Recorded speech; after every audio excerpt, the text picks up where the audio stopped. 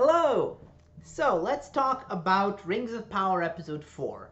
I have a lot less to say this week. It's not as juicy of an episode to analyze, I think, as last week's. And it's also not as good. I do have more criticisms this week. Um, and I guess I'll start with those. Full spoilers for the episode, by the way. I'm gonna start with the things I didn't really like. So first of all, everything going on with the dwarves felt weirdly messy narratively and not very well set up. It feels like the pacing of that story is completely off. It feels like we should have seen at least some scenes of the dwarves actually helping build Celebrimbor's tower. Um, Instead of just cutting to him already having problems with Durin. When the last time we saw Durin, he had just agreed to start working on it. So that was a weird cut. I feel like maybe there should have been a couple of scenes of the dwarves in last week's episode after all. So that was weird. Secondly, the Mithril reveal feels weird because it feels disconnected from everything else. It might not end up being that way, it might end up being an important plot point, but in fact I'm sure it will in some way, but right now it kind of feels like a huge letdown that the thing the dwarves were hiding from the elves is just Mithril, which we already know from The Lord of the Rings that by the time the Third Age comes around, Mithril is common. I mean, not common, but like, it's known by everyone. It's no longer a secret. So we already, like, it didn't feel like a big, oh my god, reveal. It felt more like a, huh? Moment? Like, huh?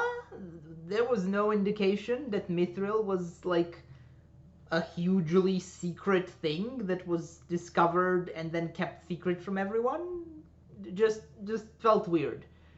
Um, Third, the discussion, the sort of like conflict between Durin and his dad has also not really been set up. The idea that they're sort of at odds with each other just kind of comes out of nowhere in this episode, even though it's framed like they've been at odds with each other the whole time. But like, if you go back to the previous to episode 2, they seem pretty close, and like they're conspiring together to hide the Mithril. And then now it seems that his dad actually doesn't want them to be digging for Mithril, and then he sends him off to spy on the elves. Something is off about the way Durin and his dad are being written. It feels like the writers cannot decide what their relationship is and what they agree on and what they disagree on. It's very strange.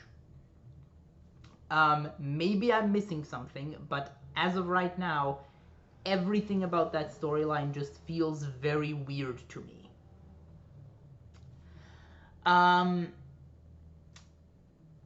And that's really all I have to say about that storyline, because nothing interesting really happens in it in this episode. So I'll leave it at that. I'll say that, like, probably my biggest criticism for this episode is just everything to do with the dwarves. But that's not the only criticism I have. I do have a couple of other criticisms. One, the forest chase scene where Arondir and Bronwyn and Theo are running from the orcs is just bad, and it's bad for several reasons.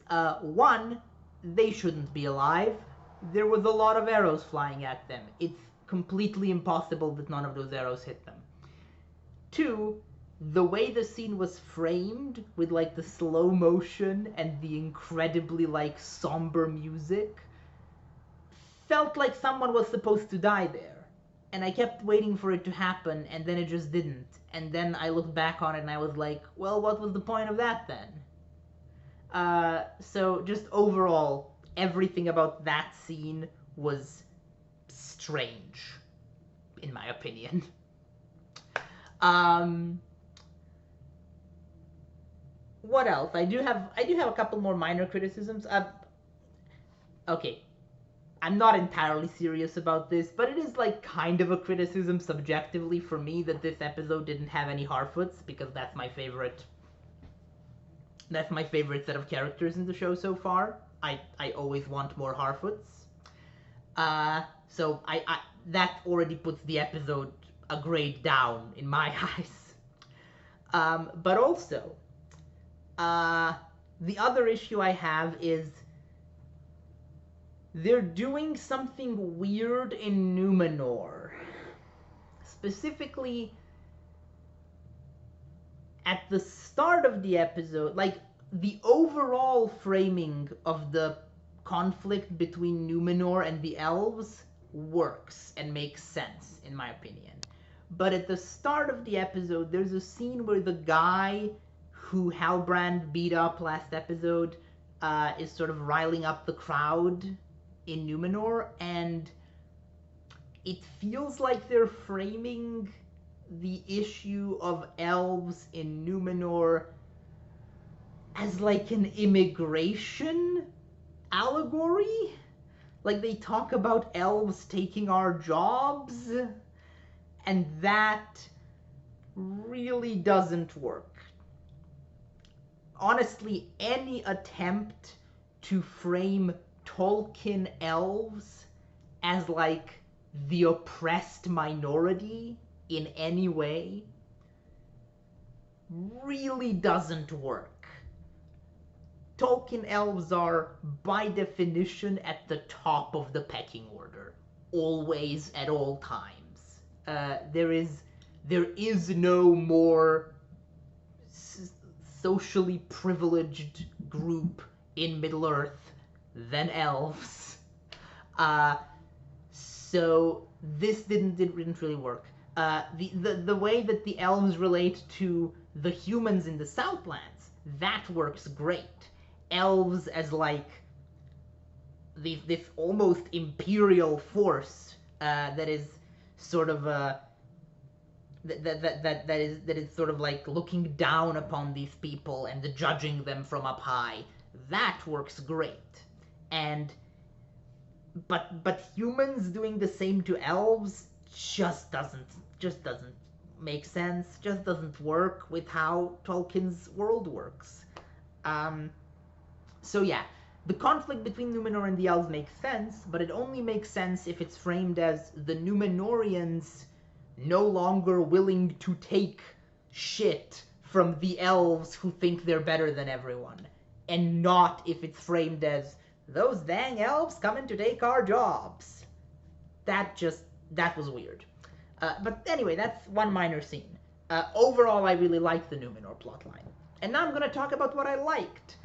Starting with, as I said, the Numenor plotline. I was wondering whether this season was going to get as far as the destruction of Numenor. I didn't think so. That felt more like a season 3, 4, 5 event.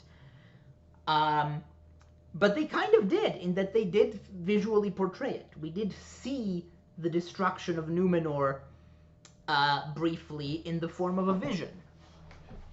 And it was very impressive. It looked very good and very convincingly apocalyptic. I enjoyed that. I'm not sure whether they're going to have Numenor be destroyed for the correct reason in the show. I don't mind if they don't, by the way, because, like I said, I don't really care about canon accuracy for this show. But it kind of feels right now like the thing that will determine the fate of Numenor is whether Numenor helps the elves fight Sauron in Middle-earth, which is very much not the issue that determines the fate of Numenor in the Silmarillion, or the Lord of the Rings appendices, for that matter. Instead, it's Numenor's attempts to conquer Valinor that are the issue. So I feel like if that's where they're going, then having what is essentially a mass genocide of the people of Numenor happen just because they chose not to get involved in a conflict would feel much worse than having it happen because they tried to do a war of conquest. I don't think they're gonna change that, because at the end of this episode they do decide to join the elves in fighting in Middle-earth, and Pharazôn even agrees. So I think we might see the story of Numenor develop in a more canon friendly way in later seasons. Maybe through Isildur, who keeps talking about the Western Shores, which might refer to Valinor. So I'm hopeful that we will eventually get the more, in my opinion, more interesting Numenor storyline that would be Numenor's relationship with Valinor rather than Numenor's relationship with Middle-earth. But I don't know how much of that they can actually show, because again, Silmarillion versus appendices, not super sure. Anyway, so yeah, I liked everything in this episode in Numenor except for that one weird immigration scene. I am confused as to why Isildur's friends got sacked along with him when they didn't do anything wrong. That was a weird scene, but maybe it'll make sense eventually. I mean, narratively, it makes sense as like a thing to push Isildur to join the party that's going to Middle Earth, obviously. But in universe, I'm not sure it made a ton of sense for their captain to dismiss all three of them instead of just the one who did something wrong. Very strange scene. What else? I like the Queen Muriel. Queen Muriel is fun, and I like that she's not portrayed as evil or unreasonable for not trusting Galadriel, because like I said, humans being kind of wary of elves makes a ton of sense, and is a very rational response to the way elves often act, especially towards humans. So that whole thing of her, like her attitude towards Galadriel works, I think, and Galadriel is, and I also like the fact that Galadriel is like sort of having to learn to be diplomatic. Although I do feel that this is a bit late in her life for her to still be this undiplomatic. It's, if you ask me, but we're messing with the timeline here. Who knows how late this actually is in her life, I guess. What else happened here? Oh yeah, the other major storyline of this episode was Arondir and the humans in the Southlands. So we finally get to meet Adar, and like I predicted, he is an elf. We don't actually learn much about him though. This episode, I expected that we would learn who he is and what his deal is, but no. We just learned he's an elf. We learned that he apparently has like a fairly intense emotional connection with the orcs. Like, he seems to genuinely care about them. But we don't learn why. And we don't learn where he's from or how he got here. We don't really learn anything about him. Other than sort of a glimpse into his personality. But he does seem like a potentially interesting villain going forward. I am excited to see more of this guy, and the actor is great, by the way. I really like the actor that they got for Adar. But the main thrust of that of the Southlands storyline in this episode is Theo learning about the blade that he has. So that blade is obviously something Sauron related. Um, and the guy, the old man in the village, is apparently the descendant of people who fought for Sauron in the last war, or for Morgoth, I guess. Um, which to me seems to imply that the elves are kind of right, and there is like this residual loyalty to the dark side within this population, at least among portions of it. And I don't love that idea. I feel like, honestly, whenever there's a a fantasy story that has like a dark lord figure, whether it's the Wheel of Time or Lord of the Rings or anything of the sort, it's always a bit of a hard sell for me personally that like regular salt of the earth human people would ever side with the Dark Lord. Uh, Maybe I'm too optimistic about human nature, but I'm not super buying it. But that's not a fault of the show, that's a fault of the genre. Like, I have that same problem in Lord of the Rings with the Easterlings and the Southrons. Aside from the unfortunate racial coding going on there, it's also just completely bizarre that they would side with Sauron in the first place, in my opinion. Um, but anyway, like I said, that's a problem with Tolkien, not with this show in particular. Within the logic of Tolkien's world, it makes sense that there would be human populations who would side with Sauron. As for what the sword is, I don't know. I don't know if it's something that I should be recognizing from Tolkien lore or not. It's not a Morgul blade, or if it is, it's portrayed very differently than the Morgul blades are portrayed in the books and the movies. I don't know if there's a legendary evil sword anywhere in the Tolkien mythos that I'm forgetting. Like I said, been a very long time since I've read the Silmarillion. But if I had to guess where this particular storyline is going, I would guess that Theo might eventually also become one of the Nazgul, just like I predict that that Halbrand will, which could be a cool twist. It would be an interesting direction to take a child character, certainly, or well, a teenager character. Bronwyn is still a bit uninteresting to me. I actually thought she was the one who was going to die during the forest escape scene, because she felt like the character who doesn't really have anywhere to go. So I'm curious to see if she gets a bit more fleshed out going forward. Because right now, the Southland storyline is very much being carried by Theo and Arondir, in my opinion.